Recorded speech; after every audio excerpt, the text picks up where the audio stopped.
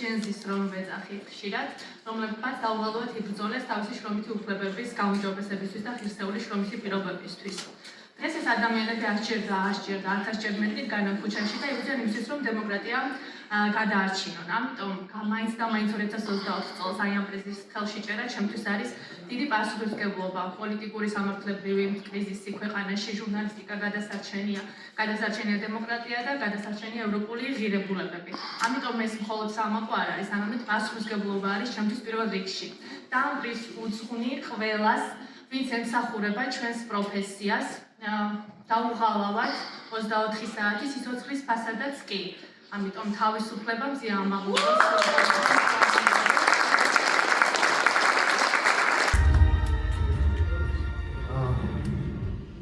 ბევრად მაგარი ფოტოები იყო და ნამდვილად ვერ ვფიქრდი.